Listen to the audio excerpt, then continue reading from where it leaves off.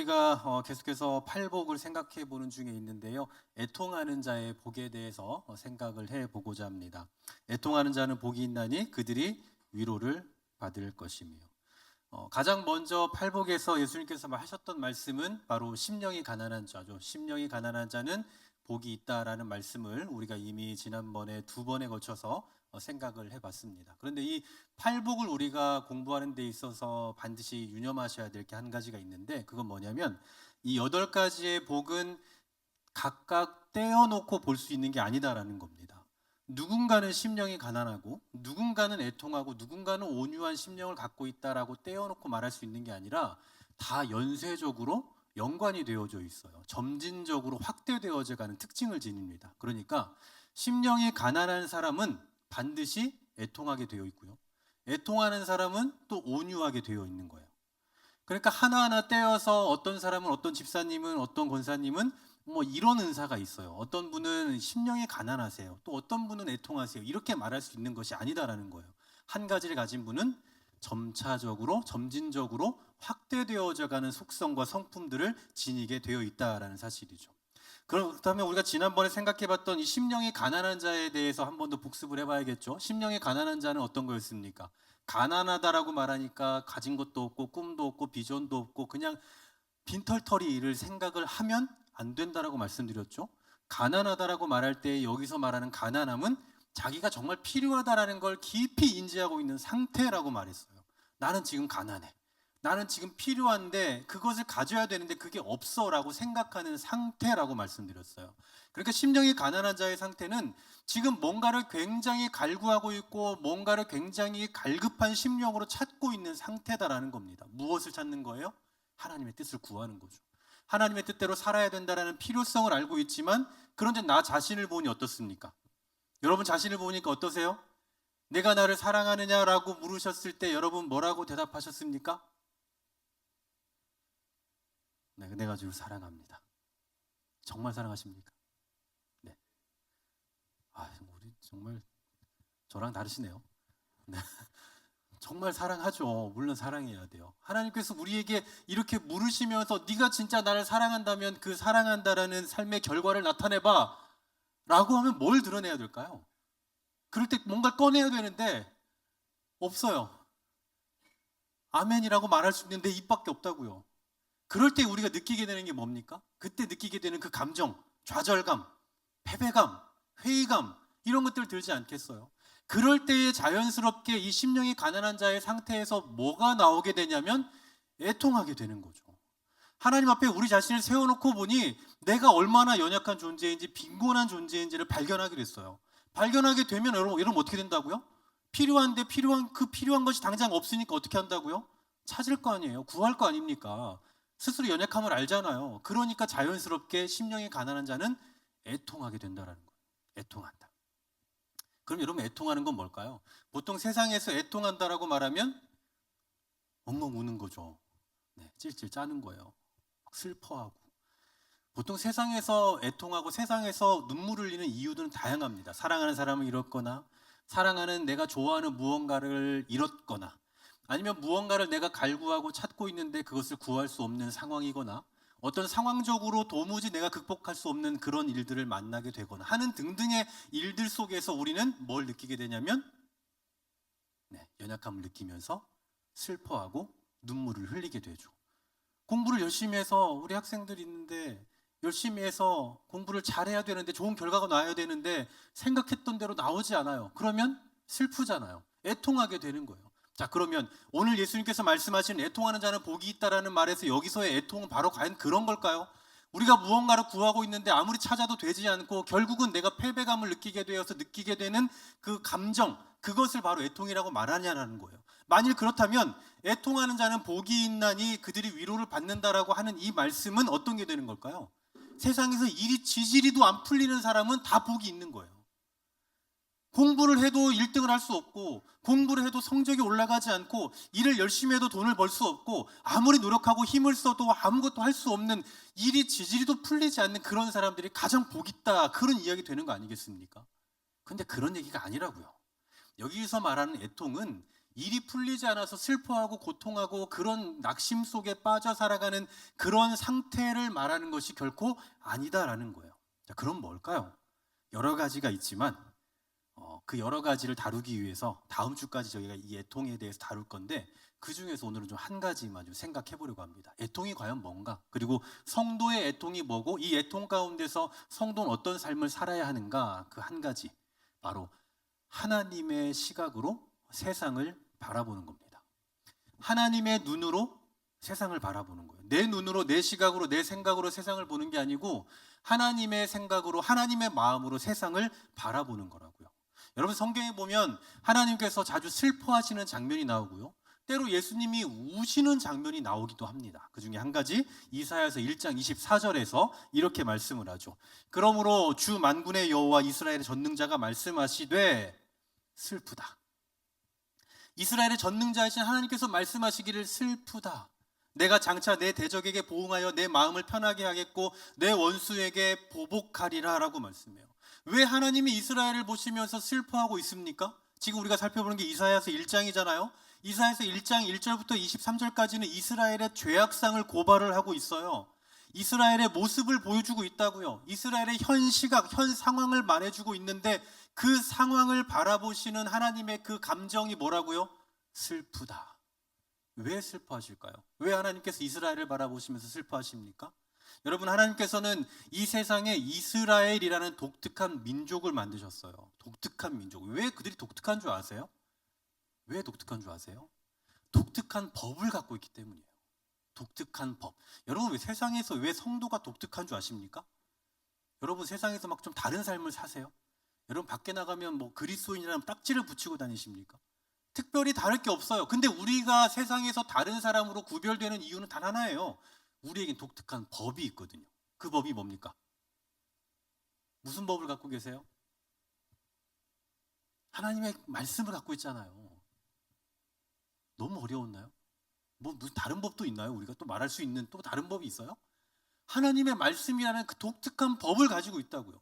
하나님의 말씀을 가지고 있다는 건 다른 말로 뭐냐면 하나님의 말씀이 통용되고 있다는 거예요. 여러분, 교회 바깥에서 우리가 성경을 들이밀면서 야, 이사야 1장 24절에 이런 말씀이 있어 라고 말하면 누가 그거 듣습니까? 아무도 안 들어요. 근데 교회 안에서 성경책 딱 들이밀면서 보세요, 집사님 보세요, 이 말씀에서 이렇게 말씀하잖아요 라고 하면 뭔가 양심의 찔림을 받게 돼요. 이건 무슨 얘기예요? 교회 안에서는, 그 성도들 안에서는 하나님의 말씀이 통용되고 있다는 거예요. 이게 독특한 겁니다. 이게 아주 특별한 사회라는 의미예요. 하나님께서 이스라엘 백성을 세우시고 이스라엘 백성들을 만드셨고 이스라엘 백성들을 구별하셨다는 것은 바로 그런 의미예요. 하나님의 말씀이 통용되는 사회. 그래서 하나님이 말씀하시면 그 말씀을 받아들이고 그 말씀대로 살아가요. 살아가지 못하더라도 살아가는 척이라도 해야 되죠. 통용되는 사회니까. 그런데 이 이스라엘 백성들이 지금 어떻습니까? 그 말씀이 통용이 되고 있나요? 그 말씀이 드러나질 않는 거예요. 1장 1절부터 23절까지의 말씀을 보니까 이스라엘 백성들이 현재의 삶의 상태가 어떠냐면 폐역 그 자체예요. 위대한 종교적 행위를 하고 있습니다. 제사도 열심히 드리고요, 절기도 열심히 드리고 있어요. 23절까지의 말씀 내용이 그렇습니다. 그렇게 열심히 종교적 행위를 하고 있는데, 그런데 하나님께서 그들의 행위를 바라보시는데 어떤 마음이 드느냐? 슬프다.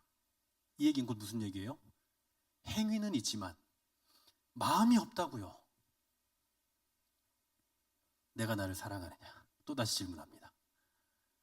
예수님께서 내가 나를 사랑하느냐라고 질문하셔요. 아마 여기서 그 누구도 아니요? 라고 대답 안 하실 거예요. 당연히 대답하죠. 네, 아멘, 그렇습니다. 그런데 정말 그 삶이 있냐고요? 네가 나를 사랑하는 삶이 있느냐? 라고 물으실 거라는 거죠. 행위가 있다고요. 말도 있어요. 대답도 있어요. 반응도 있다고요. 그런데 마음이 없어요. 그 마음을 보시면서 하나님께서 지금 슬프다라고 표현하시는 거예요. 이게 바로 하나님의 애통입니다. 두 번째로 요한복음 11장 35절에 보면요, 이번에는 예수께서 눈물을 흘리시더라라고 말씀해요. 예수께서 눈물을 흘리시더라. 예수님이 사랑하시는 나사로가 죽었습니다. 예수님은 완전한 인격을 가지고 오셨기 때문에 감성이 있으시죠. 눈물을 흘리기도 하시고요, 피곤을 느끼기도 하시고요, 배가 고프기도 하세요. 그래서 예수님 눈물 흘릴 수 있습니다. 그 감정에 요동쳐서, 그래서 슬픔이 있어서 눈물을 흘리실 수 있어요. 근데 왜 우셨을까요? 왜 죽은 나사로를 보면서 우셨을까요? 여러분, 사랑하는 사람이 죽었어요. 당연히 울죠. 당연히 울어야죠. 뭐 신앙인은 안 웁니까? 당연히 울어야죠. 사랑하는 사람 다시 볼 수 없다는 그 슬픔 때문에 울어요. 그럼 예수님도 과연 나사로가 죽었기 때문에 그 슬픔 때문에 우셨을까요? 그런데 이후에 등장하는 사건이 참 기가 막혀요. 어떤 일이 일어납니까? 예수님께서 나사로를 살리셨어요. 그리고 예수님이 나사로를 살릴 계획도 있으셨고 살릴 수 있는 능력도 있고 결국 살리실 거예요. 근데 뭐하러 웁니까? 여러분이 사랑하는 사람이 생명을 잃은 것을 보고 우리가 슬퍼할 수밖에 없는 이유는 뭡니까? 살릴 수 없으니까요. 다시는 볼 수 없다라는 그 절망감을 느끼기 때문에 슬퍼하는 거잖아요. 근데 내가 살릴 수 있는 능력이 있으면 여러분 슬프세요? 내가 살릴 수 있는데 왜 슬픕니까? 슬플 이유가 하나도 없어요. 예수님께서도 지금 나사로가 죽은 그 사실 자체를 가지고 슬퍼하시는 게 아니라고요. 그것 때문에 우는 게 아닙니다. 그럼 왜 우셨을까요? 인간에게 이러한 죽음이 올 수밖에 없었던 그 근원인 죄 때문에 인간이 이렇게 될 수밖에 없다라는 인간의 그 종말, 인간의 끝을 아시기 때문에 그게 너무나 슬프신 거예요. 너무 안타까우신 거예요. 우리는 사람들은 정말 아무 문제 없이 잘 살고 있잖아요. 여러분 뭐 오늘 내일 당장 내가 죽을 것처럼 사는 분 안 계시잖아요. 당장 내일을 생각하고 다음 주를 계획하고 내년을 계획하며 살아가는 게 우리 삶 아닙니까? 그렇게 우리는 미래를 바라보며 늘 살아가요. 내일도 내가 당연히 살 것처럼 그렇게 생각하고 사는 게 우리 인생이라고요. 그런데 예수님이 사람들을 보니 어떻습니까? 지금 나사로가 죽은 것처럼 여기 있는 모든 사람들이 다 죽어야 된다는 그 결국을 알고 계시는 거예요. 근데 왜 죽어야 됩니까? 사람이. 여러분, 우리는 왜 죽어야 됩니까? 성경에서는 사람이 왜 죽어야 된대요? 죄 때문이죠. 인간의 죄 때문에 결국은 죽어야 된다라는 그 인간의 비참함을 예수님 아시니까 눈물을 흘리시는 거예요. 그 감정으로 바라볼 때 그 사실도 모르고 지금 좋다고 맛있게 먹고 신나게 살고 있는 이 사람들을 보니 너무 불쌍한 겁니다. 이게 바로 인간과 다른 하나님의 독특한 시각인 거예요. 인간의 눈으로 볼 때 이런 게 보이질 않습니다. 그런데 예수님이 보실 때는 인간의 그 비참한 말로가 보이는 거예요. 마지막 세 번째로 누가복음 19장 41절, 42절 말씀인데요. 이 말씀 같이 한번 읽어볼까요? 두 절 말씀 시작.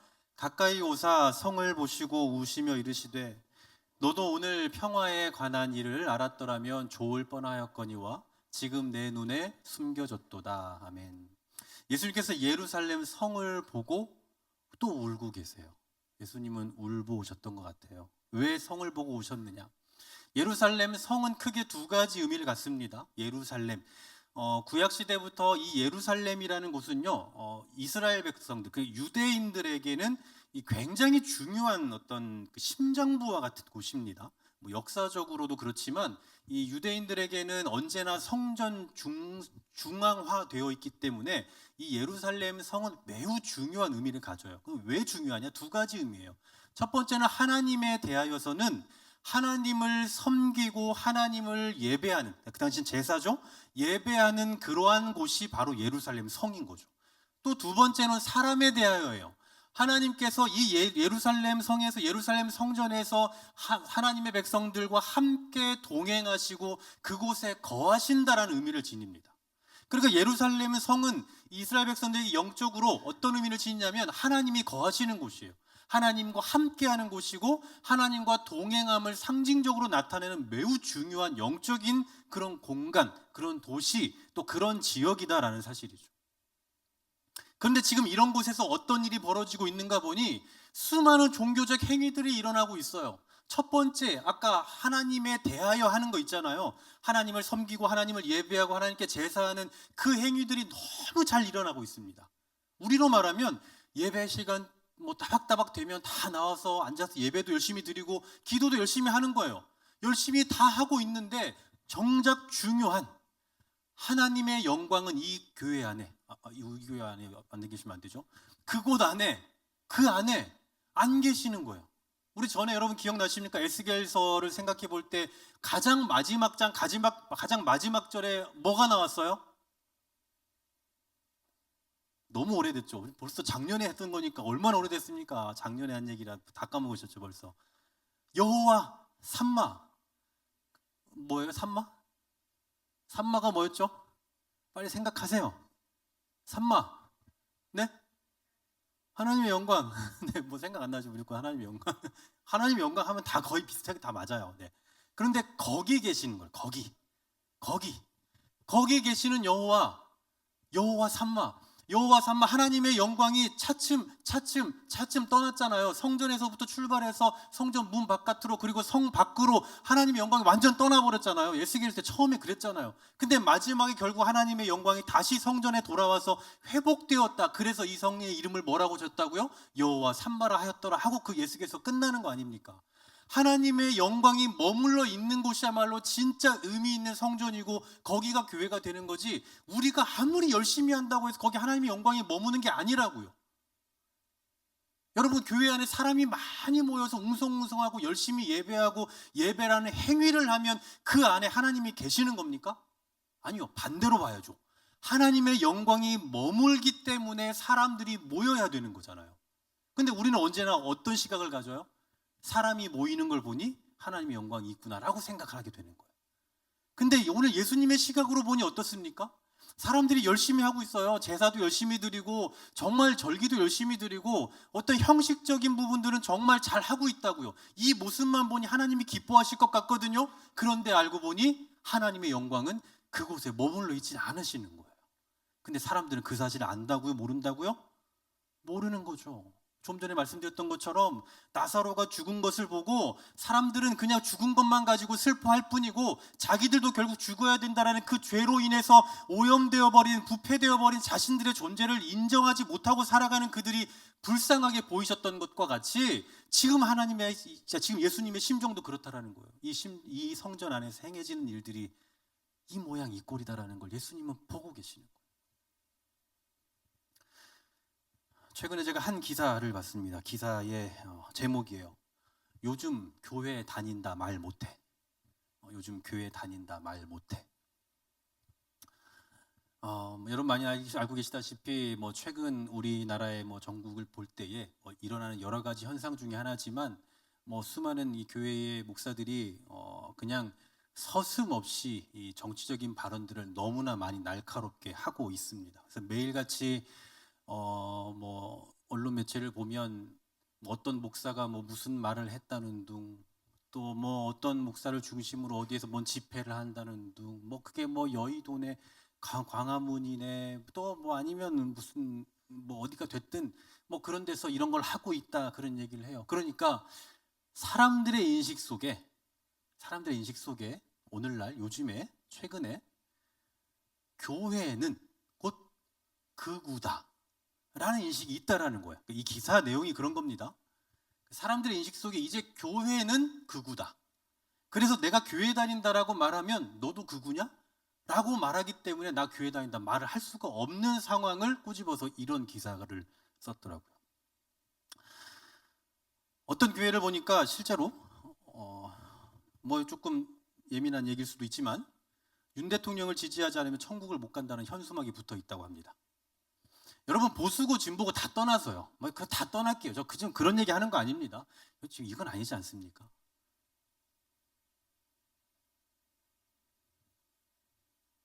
한쪽에서는 계엄령이라고 하고 한쪽에서는 계몽령이라고 해요. 다 떠나서 나라를 지킨답시고 그렇게 열심히들 막 하고 있는데, 서로 싸우고 있는데, 저는 걱정되는 게 나라 지킨답시고 하다가 교회를 다 잃을 것 같다는 생각이 드는 거예요. 나라 지키다가 교인 다 잃을 것 같다고요. 나라도 지킬 수 있을지 모르겠지만. 여러분, 물론 국가 없는 교회를 생각할 수 없습니다. 그래서 많은 분들이 그런 이야기를 하는 거예요. 야, 교회가 지금 이런 시국에 가만히 있으면 안 된다. 국가를 지켜야지. 국가가 먼저지 교회가 먼저냐? 그래요. 전 그 틀린 말 아니라고 생각해요. 국가는 당연히 존재해야 되죠. 교회는 국가와 함께 공존해야 되니까 당연히 국가가 소중하고 교회도 할 말이 있으면 해야 할 수도 있을 거예요. 그런데 만일에 우리가 과거에 일제강점기였다면, 일제강점기에는 우리가 신앙의 양심과 또 성경에서 말씀하고 있는 바가 분명히 있었잖아요. 우상 숭배에 대한 그 부분에 대해서 일제가 계속해서 강요하니 신사참배를 목숨 걸고 하지 않았던 거 아닙니까? 해야죠. 그때라면 교회가 다 일어나서 우리 하지 맙시다, 우리 죽읍시다 할 수 있죠. 국가가 조금 어려움에 처할 수 있겠지만 그래도 성경에서 우상 숭배에 대한 말씀을 분명히 했기 때문에 우리는 이 부분은 놓쳐서는 안 됩니다. 이 부분 우리 포기하지 맙시다 라고 할 수 있겠죠. 그런데 지금 그건 아니잖아요. 지금 여러분 성경에 위배되는 일들이 벌어지고 있는 겁니까? 뭐 그건 해석하기 나름이겠죠. 해석하기 나름이겠죠. 그러니까 해석하기 나름인 걸 가지고 이렇게 우리가 지금 해야 될 이유가 과연 있겠냐 이거예요. 그런데 여러분 기가 막힌 게 뭐냐면 그들은 하나같이 다 지금 하는 이 일들이 교회를 위한 일이고 하나님 나라를 위한 일이고 나라를 위한 일이라고 해요. 그리고 이것은 하나님이 원하시는 일이라고 말합니다. 여러분 지금 오해하지 마십시오. 저는 지금 뭘 지지하고 하는 이야기가 절대 아니에요. 뭐가 됐든 상관없어요. 이제 와서는 정말 그런 걸 중요하게 보는 게 아니라 제가 최근에 느끼는 그 위기감은 뭐냐면 목사로서 이것도 어쩌면 사단이 원하는 그런 모양이 아닐까라는 생각을 해보는 거예요. 여러분 교회가 지금 얼마나 심각하게 분열되고 있습니까? 이 문제 하나 가지고요. 어쩌면 노란하고 있는 게 아닌가라는 그런 위기감이 드는 거예요. 그래서 저는 작금의 현실이 우리가 방금 앞서 생각해봤던 대로 이사야 1장 혹은 누가복음 19장과 같은 그런 상황과 별반 다르지 않다고 생각되는 거죠. 열심히 제사하고 열심히 절기를 지키고 각종 행위를 다 하고 있지만 그 안에 정작 하나님은 안 계시다니까요.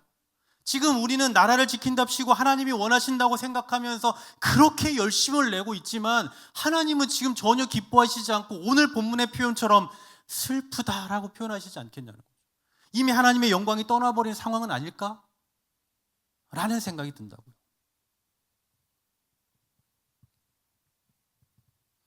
다시 말씀드리지만 그냥 우리가 인간적인 눈으로 바라보면 애통할 일 하나 없습니다. 여러분 요즘 세상에 애통할 게 뭐 있습니까? 예전보다 훨씬 잘 살고 있고요. 큰 문제 없이 잘 살아가고 있잖아요. 우리가 개인적으로 어떤 어려움을 좀 겪고 있다고 하지만 그게 정말 옛날 보릿고개를 넘던 우리 어르신들 시절에 정말 하루하루 굶어가는 하루하루 굶어 죽어가는 그런 상황 속에서 간밤에 시간 지나고 나서 일어나서 만나서 처음 할 수 있는 이유가 간밤에 별일 없으셨어요? 식사하셨어요? 라고 인사할 수밖에 없었던 그런 시대에 비해 요즘 얼마나 괜찮습니까? 요즘 잘 살고 있잖아요. 아무리 힘들어도 아무리 어려워도 옛날같이 그렇게 어려운 시절은 아니지 않습니까? 요즘 같은 때 뭘 애통할 일이 있겠냐고요. 그런데 하나님의 시각으로 보면 다르다라는 거죠. 하나님의 시각으로 보면 우리가 눈물 흘리지 않을 수 없다라는 거예요.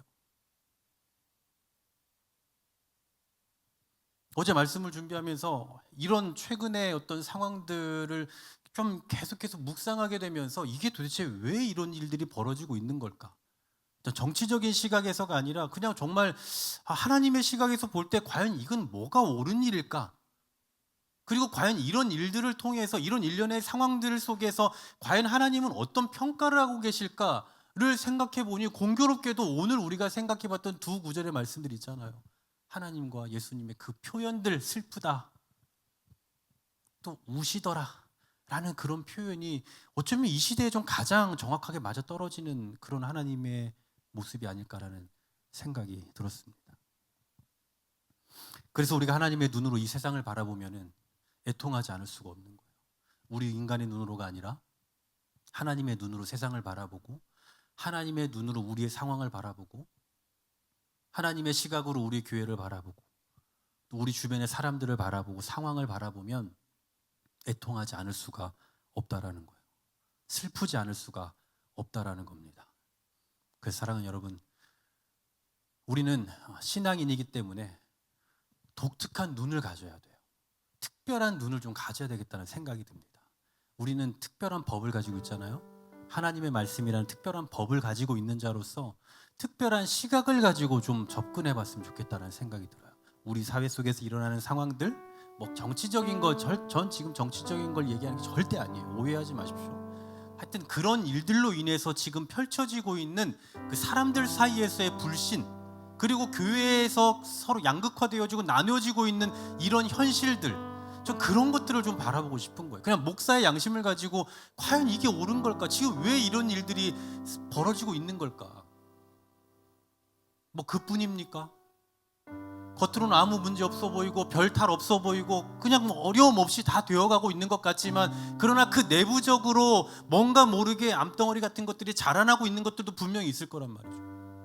근데 우리가 그런 것들을 바라보진 않죠. 그냥 현실에 안주하죠. 현실을 보게 되고 지금 현실이 어떤지, 지금 현재 우리 어떤지 이런 것들만 바라보고 살면 너무나 만족하다고요. 살만하다고요. 괜찮다고요. 그런데 하나님의 시각으로 바라보면 우리 안에 연약함들이 보이기 시작하는 겁니다. 우리 안에 넘어질 만한 것들이 자꾸 보이기 시작하는 거예요. 정말 우리 안에서 극복해야 할 것들, 우리 안에 제거해야 될 것들이 자꾸 눈에 보이기 시작하는 겁니다. 그런 걸림돌들을 제거해 나가는 것들이 반드시 우리에게 필요하고, 그를 위해서 우리가 가장 먼저 어떤 눈을 가져야 된다고요? 하나님의 시각으로 세상을, 환경을, 상황을 바라볼 줄 알아야 한다. 그럴 때에 우리의 심령 가운데 어떤 심령이 나온다고요? 애통하는 심령이 나올 수밖에 없는 거예요. 즐겁고 만족한 걸 넘어서 이제 애통하지 않을 수가 없는 겁니다. 우리의 모든 상황들, 우리가 처해 있는 모든 상황들, 이런 걸 바라볼 때마다 애통하지 않고는 견딜 수 없는 그런 심정이 생기게 된다는 거예요. 바라기는 우리 사랑하는 모든 성도님들, 이런 애통의 심정을 가지시길 소망합니다. 그냥 단순히 상황을 바라보면서 우리 눈으로 바라볼 때 뭔가 어려운 일이 생기는 것을 보고 그것 보고 그냥 울고 슬퍼하고 이거 하자는 얘기가 아니에요. 누군가 어려움을 당하는 걸 보고 우리 같이 울어줍시다, 그냥 이런 단순히 이런 얘기가 아니라고요. 하나님의 눈으로 바라볼 때에 보여지는 그 세상의 수많은 상황과 현실들, 또 내가 지금 처해 있는 그 모든 상황들, 이런 것들을 볼 때에 우리가 눈물을 흘리지 않고는 견딜 수 없는, 애통하지 않고는 견딜 수 없는 그런 마음이 있어야 기도가 나오게 되는 거고, 그렇게 하나님 앞에 간절히 기도할 때에 또 우리의 기도가 상달되는 것 아니겠습니까? 바라기는 이런 애통의 심정, 하나님의 눈으로 세상을 바라보고 그럴 때에 우리 가운데 생겨나는 그 애통의 심정을 가지고 기도하며 하나님 앞에 무릎 꿇을 수 있는 저와 여러분 될 수 있기를 주님의 이름으로 간절히 소망합니다.